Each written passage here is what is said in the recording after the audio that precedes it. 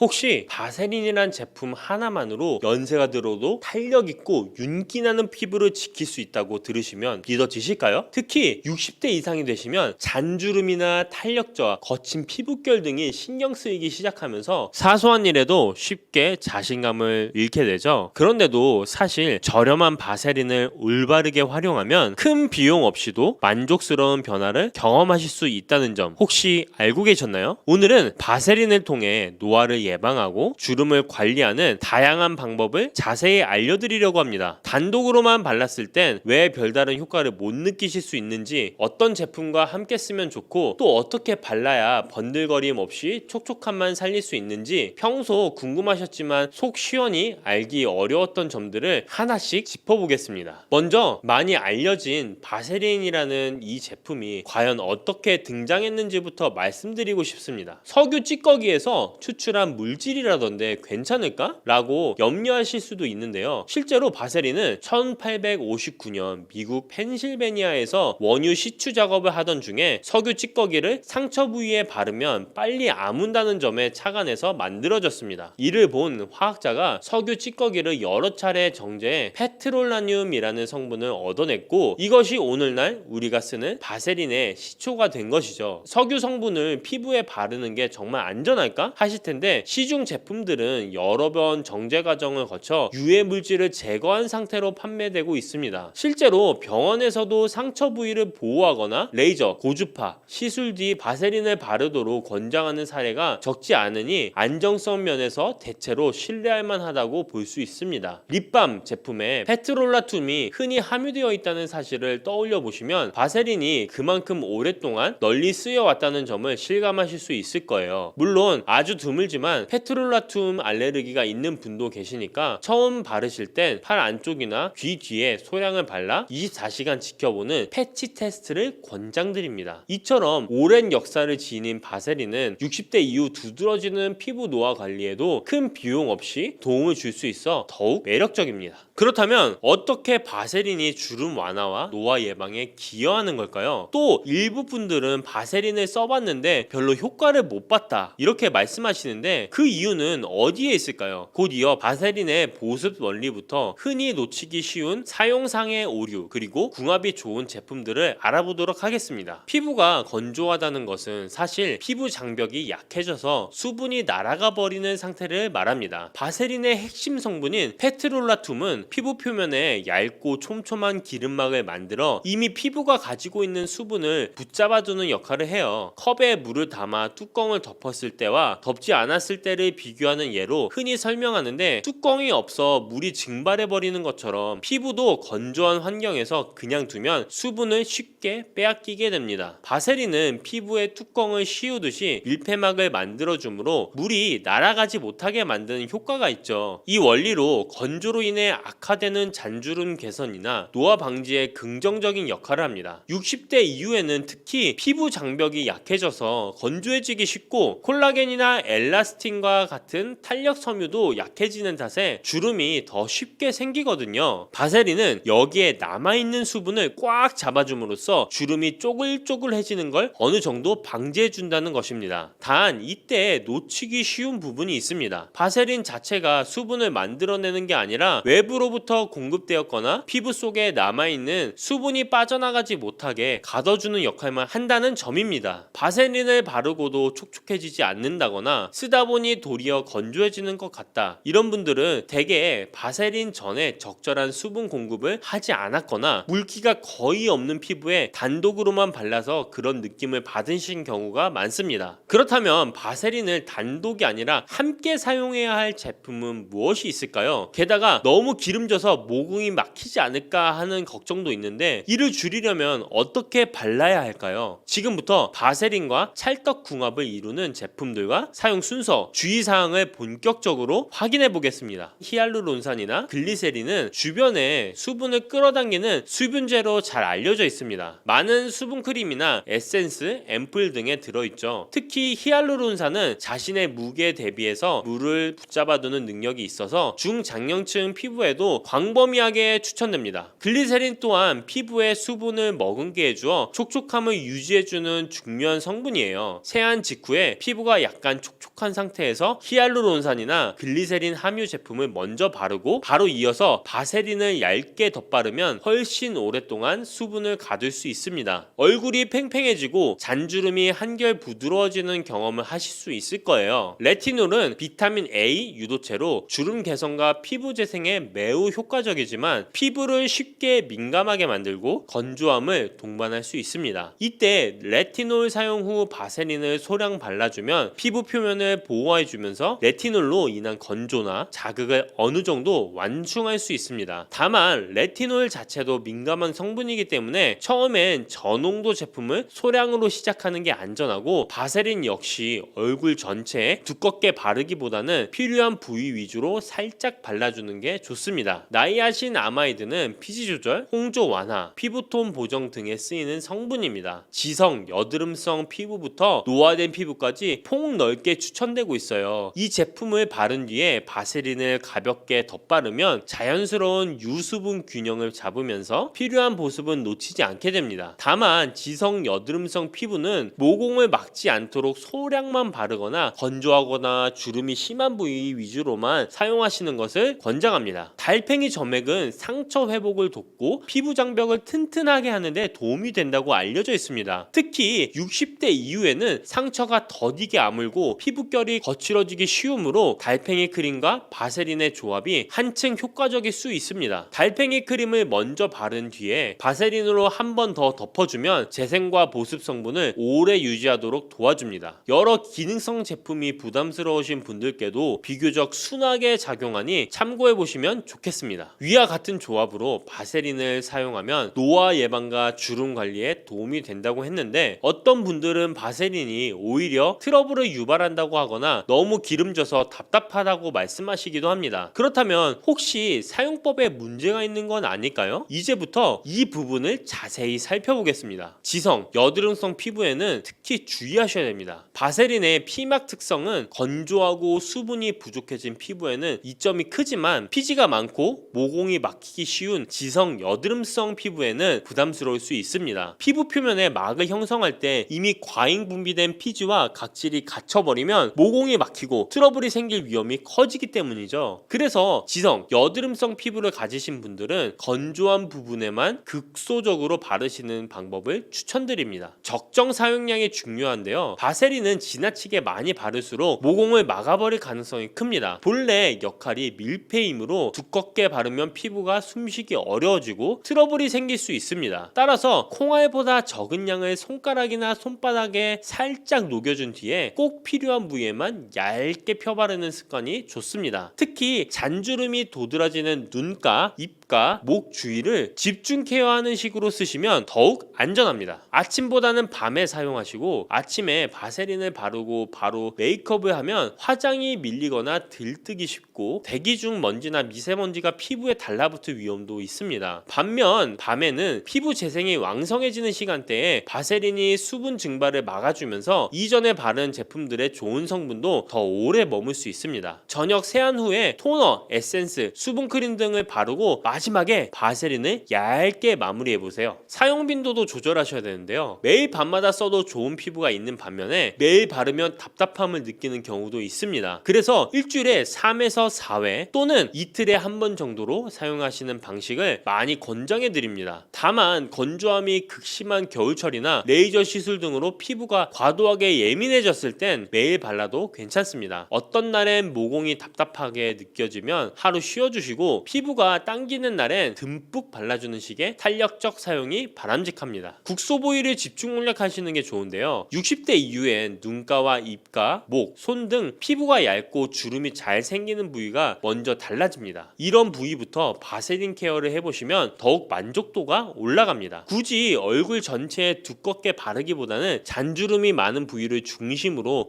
톡톡 두드려 주시고 남은 양을 손등 등에 살살 문질러 주시면 됩니다. 알레르기 반응은 반드시 테스트를 하셔야 되는데요. 바세린은 대부분의 경우 안전하지만 예민한 피부나 특별한 알레르기가 있는 분들께는 가려움이나 붉어짐이 일어날 수 있습니다. 따라서 본격적으로 사용하시기 전에 손목 안쪽이나 귀 뒤쪽처럼 잘 보이지 않는 곳에 먼저 바르고 24시간가량 두는 방법을 권합니다. 큰 문제 없으면 얼굴 등 다른 부위에 본격적으로 발라보셔도 괜찮습니다. 이제 바세린 사용법과 주의사항을 다 들으셨다면 본격적으로 피부에 어떤 변화가 생기는지 지켜보실 차례입니다. 그런데 왜 같은 바세린을 쓰고도 어떤 분은 별로라고 하시고 또 누군가는 엄청난 효과를 본다고 하실까요? 혹시 바세린 자체만의 문제는 아닐지도 모른다는 생각 해보신 적 있으신가요? 피부관리는 외적인 노력과 함께 스스로를 돌보는 마음이 합쳐졌을 때 더 큰 상승 효과를 보게 됩니다. 60대 이후가 되면 이젠 뭘 해도 큰 차이가 없지 않을까? 라는 생각에 빠져서 스스로를 포기하기 쉬워요. 하지만 그럴수록 매일 저녁 세안 후에 내 피부를 살펴보고 크림을 바르고 바세린으로 마무리하면서 오늘도 내 피부 고생했다고 다정히 생각해주는 습관이 정말 중요합니다. 작은 손길로도 애정을 담아 케어해주다 보면 단순히 잔주름이나 탄력만 달라지는 게 아니라 내 마음도 함께 밝아지는 느낌을 받으실 수 있습니다. 피부가 개선된다는 건 단순히 주름 주름이 옅어지고 톤이 밝아지는 것만 의미하진 않습니다. 주변에 얼굴이 한결 건강해 보인다, 예전보다 표정이 밝아졌다라는 말을 들으면 자연스레 외출할 때나 사람들을 만날 때도 자신감이 붙고 적극적으로 변하게 되죠. 이렇듯 바세린을 꾸준히 사용하면서 굳이 비싼 시술을 받지 않아도 생각보다 좋아졌다, 아침 화장도 편해졌다 라고 하시는 분들이 많이 계십니다. 여기엔 바세린을 바르는 몇 분의 시간마저 나 자신을 위하는 마음을 담았다는 공통점이 있어요. 결국 바세린이 기적의 물질은 아니더라도 그 효과를 배가시킬 수 있는 열쇠는 바로 우리 자신에게 달려 있습니다. 주름이나 노화 관리는 복잡해 보이지만 의외로 내 곁에 있던 저렴한 바세린과 나 자신을 아끼는 소소한 마음이 인생 후반부에 든든한 조력자가 되어줄 수 있습니다.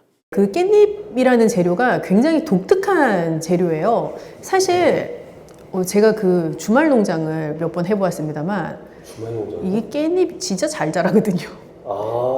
생존력이 장난이 아닌 애더라고요.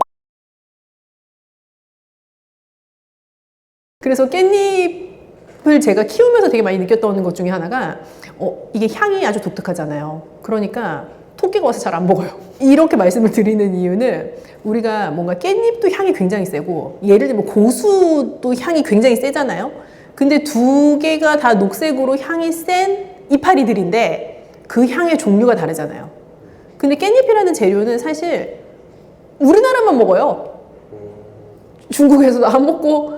근데 어떻게 보면 우리나라는 고수라는 재료를 즐기기 시작한 지 얼마 안 됐잖아요. 그래서 전통적으로 이 깻잎은 한국에 굉장히 특화된 재료이고 그걸 역으로 생각하면 굉장히 생소한 향이 나는 이파리인 거예요. 그래서 우리나라에서는 고기 드실 때도 많이 드시고 깻잎지 같은 것도 담그시고 깻잎으로 가볍게 밑반찬도 하시기도 하고 또 어디다가 향을 좀 더하고 싶을 때 깻잎을 채 썰어서 넣기도 하는 등 다양한 용도를 깻잎이 갖고 있죠. 그래서 우리나라에 어찌 보면 초록색 채소 중에서는 아주 고유의 재료가 아닐까 생각합니다.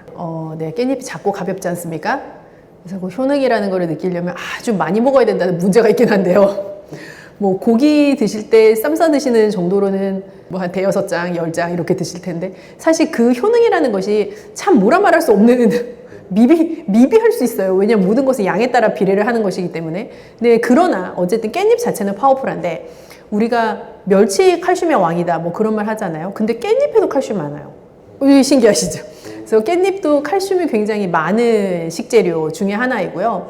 또 독특한 향미를 가지고 있는 재료이다 보니까 깻잎을 먹음으로써 어떻게 보면 내가 약간 입맛이 돋구어지기도 하고 다른 음식을 더 다양하게 섭취해 보고자 하는 욕구가 생기기도 해요. 그래서 그런 것들이 향이 또렷한 식재료가 주는 이점이기도 하죠. 그래서 입맛이 없을 때 나에게 내가 좋아하는 향을 주는 재료를 곁들임으로써 내가 다른 음식을 좀 더 적극적으로 섭취할 수 있게끔 하는 그런 통로가 되기도 하죠. 어떻게 보면 이게 양배추 환도 있고 우리가 채소 가지고 만든 다양한 환 종류들이 있잖아요. 근데 이게 맞으시는 분도 있고 그게 오히려 좀 무리가 되시는 분도 있을 수 있어요. 그래서 제가 아주 그냥 재미난 예시를 들어드리면 옆집에 사시는 어떤 분이 다이어트를 할 거라고 무슨 뭐를 먹고 살을 뺐어요. 나도 따라 해야지. 똑같이 따라 해도 나 살 안 빠질 수 있거든요. 근데 우리가 각자 가지고 있는 몸의 컨디션이나 대사되는 정도들이 아주 차이가 많이 나기 때문에 누군가 깻잎 환을 먹고 엄청 효과를 보셨어도 내가 그걸 똑같이 먹고 효과가 없을 수도 있고 역으로 나에게는 무리가 될 수도 있어요. 그래서 사실 자연 상태를 그대로 드시면 제일 좋습니다. 깻잎은 작지만 어떻게 보면 강한 향을 가지고 있는 재료이다 보니까 아까 잠깐 언급드린 것처럼 내 식사를 좀 즐겁게 해줄 수 있는 기본 재료라는 생각이 들어요. 밥맛 없을 때 우리 어렸을 때도 생각해 보면 엄마가 생깻잎 이렇게 해서 간장에 살짝 담아가지고 주는 그 깻잎 반찬이 나를 또 입맛이 돌게 하기도 하고 했었잖아요. 내 식욕을 돋워주는 효과가 있을 수 있고요. 그리고 깻잎 자체가 칼슘 함량이 높은 재료이기 때문에 어떻게 보면 우리가 일반적으로 칼슘 함량이 높은 재료들에서 얻을 수 있는 뼈 건강이랑도 연결해서 생각해 볼 수도 있죠. 모든 나물류의 채소가 다 마찬가지인데요. 생 상태로 먹는 것보다 사실 살짝 데쳐서 먹게 되면 훨씬 많은 양을 먹을 수 있어요. 예전에 엄마가 시금치 나물 하던 거 생각해 보면요. 시금치가 막 이만큼 있어요, 부엌에. 그 엄마가 물을 끓여서 그거를 들통에 살짝 데치면 그 시금치 이만큼 부피였던 생시금치가 요만한 양으로 줄어들잖아요. 그건 어떻게 보면은 나한테 생시금치를 이만큼 먹으라면 못 먹는데 시금치 나물 요만큼 먹으라면 먹을 수 있거든요. 그래서 채소를 가장 많이 섭취할 수 있는 방법이 사실은 데친 나물, 우리가 전통적으로 숙채라고 부르는 조리법에 해당하는데요. 깻잎도요, 깻잎 순 같은 것을 많이 사셔서 살짝 데쳐서 나물로 해 드셔도 아주 좋고요.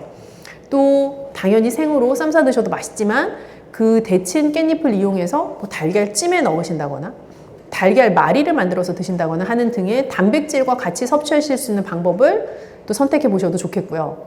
깻잎이 예쁘게 생겼잖아요. 그래서 깻잎 전도 요즘은 많이들 드시는 것 같은데 뭐 두부 같은 거 잘 으깨서 살짝 저염으로 양념하시고 깻잎 사이에 넣어서 앞뒤 이렇게 붙여서 달걀물 해서 잘 붙여내시면 또 맛있는 향긋한 깻잎 전을 드실 수도 있죠. 깻잎을 그 주재료로 쓰시는 것도 방법인데 제가 추천드리고 싶은 것 중에 하나는 제가 이 메뉴를 한번 추천드려 볼까 봐요. 청포묵 깻잎 김무침. 우리 왜 한식당 같은 데 가면 이렇게 탕평채, 미니 탕평채처럼 청포묵 나오고 거기에다 뭐 달걀 지단이나 당근 채 썬 것 그런 거 같이 잘 볶아낸 것들이 이렇게 버무려서 나오는 요리들이 나오잖아요. 그것과 비슷한 느낌의 요리예요.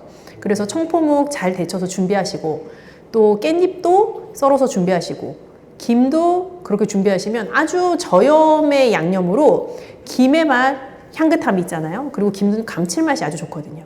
그리고 깻잎 자체가 가지고 있는 고유의 그 향미, 그리고 청포묵의 담백하고 약간 쫀득쫀득한 맛이 잘 어우러져서 맛있게 재미있는 식감으로 드실 수 있는 요리예요. 제가 근데 듣기만 해서도 너무 좀 좋을 것 같은데 네. 다음번에 하면은 좀 이걸 조리하는 것도 좀 같이 아, 그럴까요? 우리 쿠킹 클래스 한번 할까요? 언제? 쿠킹 스테이션이 원주에 있다고 좀 들었는데 네, 저희가 같이 요리할 수 있는 공간 뭐 가지고 있는 것들이 있어서 네. 이렇게 말로 하는 거랑 요리하는 걸 보여드리는 게 좀 다르잖아요. 그래서 더 다양하게 응용하실 수 있는 방법 같은 거 한번 같이 해보면 좋을 것 같아요. 뭘 만드는 게 좀 도움이 되시겠는지 좀 댓글로 올려주시면 좋지 않을까요? 그렇게 해서 한번 또 조리하는 거 실제로 보시면서 저는 누구나 좀 건강한 식생활을 할 수 있는 환경이 되었으면 좋겠다라는 생각을 늘 하고 있기 때문에 또 조리하는 거 보여드리면서 그렇게 응용하실 수 있다면 저에게도 좋은 기쁨입니다.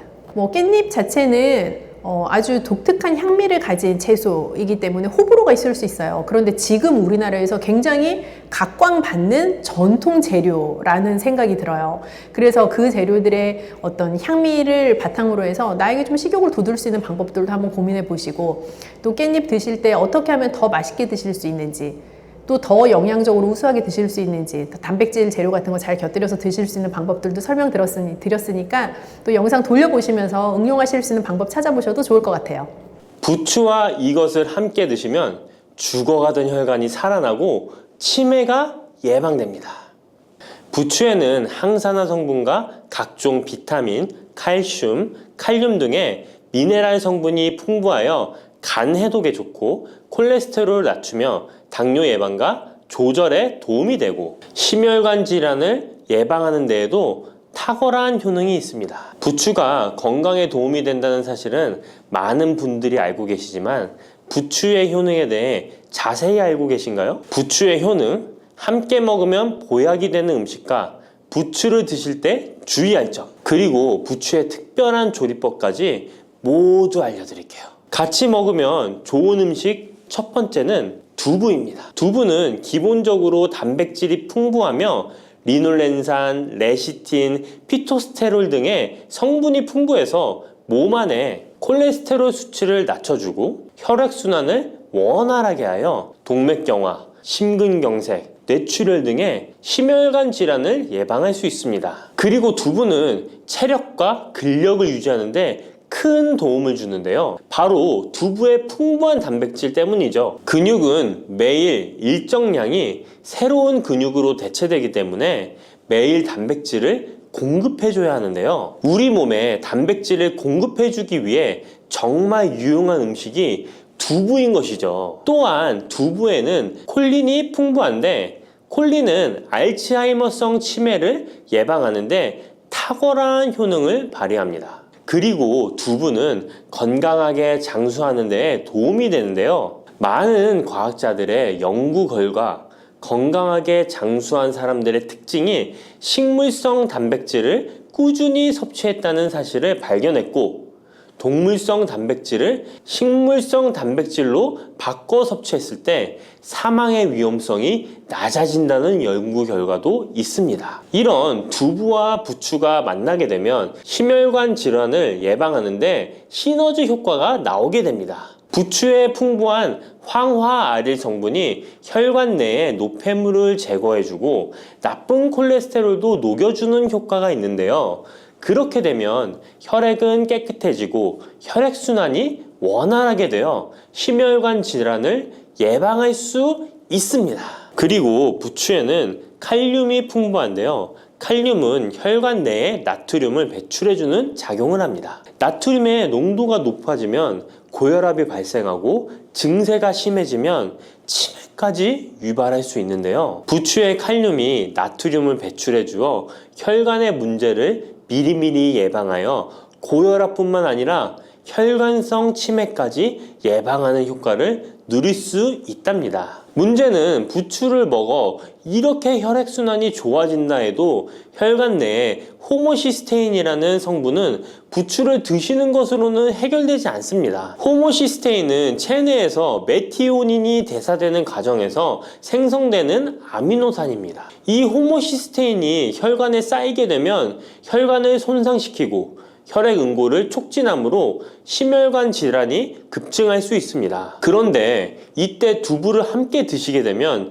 혈관 내 호모시스테인을 제거하는데 놀라운 효과를 볼 수 있는데요. 바로 두부의 풍부한 엽산이 호모시스테인을 몸 밖으로 배출해 주는데 탁월하기 때문이죠. 이 엽산이 호모시스테인을 다시 메티오닌으로 전환시켜 독성을 완화시킬 수 있습니다. 앞에 말씀드렸다시피 두부에 단백질이 풍부하다는 사실은 알고 계실 거예요. 그런데 단백질의 양이 고기보다 훨씬 많다는 사실은 모르셨죠? 나이가 들수록 고기가 소화가 잘 안 되어 잘 안 드시게 되는 분들이 많이 있습니다. 그리고 우리나라 성인들의 단백질 섭취량이 많이 부족하다는 통계 자료도 있습니다. 두부를 드시게 되면 부족한 단백질을 충분히 보충해 주어 근육을 튼튼하게 하는 데 도움이 되고, 이는 관절염과 통증을 예방하는 데에도 도움이 되는 것이죠. 그리고 두부에는 이소플라본이란 성분이 많이 들어있는데요. 이소플라본은 칼슘의 흡수를 도와주고 뼈에서 칼슘이 빠져나가는 증상까지 막아주는 효능이 있습니다. 이런 효능으로 노년기 골다공증을 예방하는 데 큰 역할을 해줄 수 있죠. 다만 이런 두부는 찬 성질을 가지고 있어 몸이 찬 분들이 드시면 소화가 잘 안 될 수 있는데요. 부추와 함께 드시면 이런 문제를 해결할 수 있습니다. 부추는 따뜻한 성질을 가지고 있기 때문에 두부의 찬 성질을 중화시켜 줄 수 있습니다. 그럼 두부와 부추를 함께 드시는 방법 알려드릴게요. 먼저 두부를 면포에 담아 물기를 빼주며 으깨주세요. 으깬 두부와 잘게 썬 부추에 계란을 넣어 반죽을 해줍니다. 그리고 달궈진 팬에 기름을 넣어 주시는데요. 이때 기름은 오메가3가 풍부한 올리브유나 들기름을 사용해 주세요. 반죽을 넣고 잘 부쳐주면 두부 부추전이 완성됩니다. 두 번째, 부추와 함께 먹으면 보약이 되는 음식은 사과입니다. 부추를 사과와 함께 드시게 되면 사과의 풍부한 항산화 물질들이 혈관을 보호하고 유기산이 우리 몸의 신진대사를 촉진해 주어 몸속에 생성되는 발암 물질들을 몸 밖으로 빠르게 배출시켜 줍니다. 부추의 효능 중 가장 중요한 것 중에 하나가 바로 이 항암 효과인데요. 부추에 있는 다양한 영양 성분과 식이섬유, 항산화 물질들 덕분이죠. 부추에는 비타민 A, 비타민 C와 같은 항산화 물질이 풍부합니다. 이 항산화 물질은 세포를 손상시키고 염증을 유발하며 노화를 촉진하는 활성산소를 제거하는 역할을 해주고 암세포의 활성을 억제하는 효능이 있습니다. 특히 비타민 A는 면역 체계를 강화시켜주어 우리 몸이 암세포와 싸워 이길 수 있는 힘을 높여주는 역할을 해준답니다. 세포를 손상시키는 주범에는 프리라디칼이란 물질이 있는데요. 프리라디칼의 체내 농도가 높아지면 암세포의 발생이 급격하게 올라가게 됩니다. 이런 나쁜 물질을 부추의 비타민 C와 비타민 E가 제거해 주어 암을 예방하는 효과가 있다는 것이죠. 그리고 부추와 사과에는 수용성 식이섬유가 많이 들어있는데요. 이 식이섬유는 소화 기능을 건강하게 유지할 뿐만 아니라 특히 대장암 같은 소화계통의 암을 예방하는 데 큰 도움을 줍니다. 그리고 식이섬유가 풍부한 부추와 사과는 혈당 관리에 도움을 주어 당뇨를 예방하고 개선하는 데 큰 역할을 하는데요. 식이섬유는 혈관 내에 콜레스테롤을 배출하는 데 도움을 주고 당 성분이 장에서 천천히 흡수되도록 해주어 혈당이 급격히 오르는 것을 방지해 줍니다. 이렇게 되면 췌장에서 인슐린이 분비되는데 충분한 시간을 벌어주어 췌장이 혹사되는 것도 예방해 주는 것이죠. 그럼 부추와 사과는 어떻게 드시면 좋을까요? 먼저 각종 채소로 샐러드를 만들어 드실 때 부추와 사과를 채를 썰어 함께 드셔도 정말 맛있게 드실 수 있습니다. 그리고 부추와 사과를 함께 갈아서 주스로 만들어 드셔도 좋은데요. 만드는 방법도 아주 간단합니다. 먼저 잘 씻은 부추를 적당한 크기로 잘라주시고 사과도 가운데 씨를 빼고 적당하게 잘라줍니다. 믹서기에 넣고 물 1컵, 올리브 오일을 1스푼 넣어줍니다. 올리브 오일을 넣으면 부추의 영양 성분 흡수율을 몇 배나 올려줄 수 있습니다.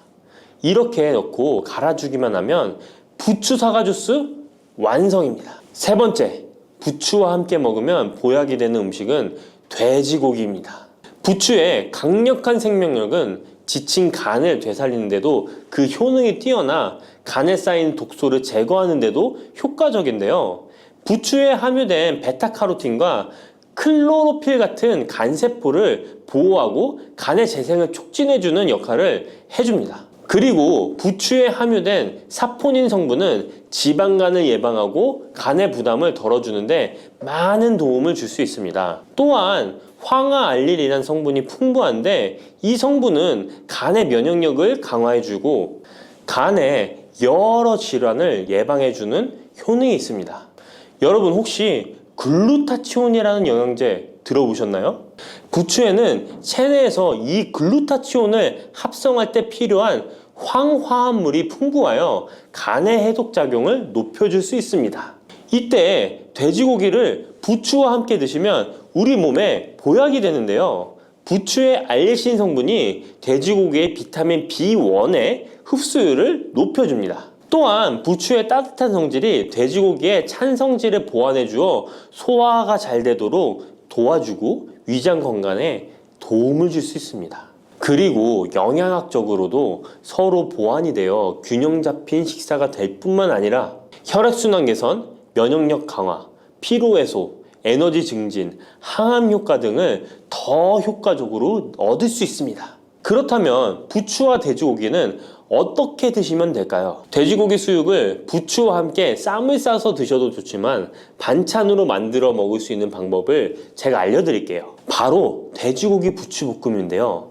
먼저 부추를 적당한 크기로 잘라 준비해 주시고 돼지고기는 길쭉하고 얇게 썰어줍니다. 잘 달궈진 팬에 올리브유를 둘러주시고 부추와 돼지고기를 한 번에 넣고 볶아줍니다. 이때 대파와 다진 마늘을 넣어주시고 간장으로 간을 해주시면 됩니다. 다 볶아진 후에 들기름을 살짝 곁들여 주시면 고소함이 폭발할 뿐만 아니라 영양도 만점인 보약 반찬이 완성됩니다. 참고로 돼지고기 대신 오리고기를 사용해도 훌륭한 요리가 된답니다. 네 번째, 부추와 함께 먹으면 보약이 되는 음식은 브로콜리입니다. 브로콜리는 세계 10대 슈퍼푸드 중 하나로 선정될 만큼 건강에 좋은 채소입니다. 브로콜리에는 항산화 물질인 비타민 E, 베타카로틴, 비타민 C 등이 풍부하게 함유되어 있어 혈관 속의 활성산소를 제거하여 세포의 노화를 방지하는 효과가 있습니다. 그리고 설포라판이라는 항암 성분도 풍부하여 암세포의 성장을 억제하고 암 예방에 효과적인 놀라운 식물이죠. 또한 비타민 A가 풍부하여 눈 건강에도 아주 좋은 효능을 발휘합니다. 이 비타민 A는 부추에도 풍부하여 함께 드실 때 시너지 효과를 누릴 수 있게 되는데요. 비타민 A는 로놉신의 합성을 도와 야맹증을 예방해주고 눈의 점막을 만들어내는 효능이 있어 안구 건조증을 예방하고 눈시림 증상을 완화시켜줄 수 있습니다. 또한 비타민 C는 활성산소를 제거하여 안구세포를 보호해주고 눈의 혈관을 건강하게 유지시켜주어 망막이 손상되는 것을 막아줍니다. 이런 효능으로 눈이 충혈되는 것과 통증을 완화시켜줄 수 있습니다. 눈 질환 중에 황반변성은 노인의 실명원인 1위로 매우 위험한 질병인데요. 부추와 브로콜리에 풍부하게 들어있는 비타민 E가 예방해줄 수 있습니다. 황반변성은 안구의 급격한 노화로 인해 발생하는데 비타민 E가 노화를 막아주는 효능이 있어 황반변성을 예방하는 데 도움을 줍니다. 이 비타민 E는 비타민 C, 비타민 A와 함께 먹을 때 우리 몸에서 흡수율이 올라가는데요. 그렇기 때문에 부추와 브로콜리를 함께 먹으면 눈을 건강하게 하는데 높은 시너지 효과를 가질 수 있습니다. 그렇다면 부추와 브로콜리는 어떻게 드실 수 있을까요? 지금 바로 함께 먹는 특급 조리 방법을 알려드릴게요. 잘 씻은 부추를 적당 크기로 잘라 준비하고 브로콜리는 송이를 나누어 끓는 물에 부추와 함께 살짝 데쳐줍니다. 데친 부추와 브로콜리는 찬물에 헹군 후에 물기를 제거합니다. 간장, 식초, 설탕, 다진 마늘, 참기름을 섞어 양념장을 만들어 부추와 브로콜리를 골고루 묻혀줍니다. 마지막으로 통깨를 뿌려주면 맛있는 부추 브로콜리 무침이 완성됩니다. 이렇게 몸에 좋은 부추도 주의해야 할 사항이 있습니다. 돼지고기와 함께 먹을 때는 좋지만 소고기와는 함께 먹지 않는 것이 좋습니다. 소고기는 부추와 비슷하게 따뜻한 성질을 가지고 있습니다. 부추와 함께 드시게 되면 뜨거운 성질이 강화되어 위와 장 등의 소화기관에 강한 자극을 주게 되어 소화불량을 일으키고 복통이나 설사를 유발할 수 있습니다. 너무 많이 드시게 되면 그 열로 인해 두통과 불면증까지 오는 경우도 있습니다. 그리고 신장 기능이 약하신 분들도 부추를 드실 때 주의하시는 게 좋은데요.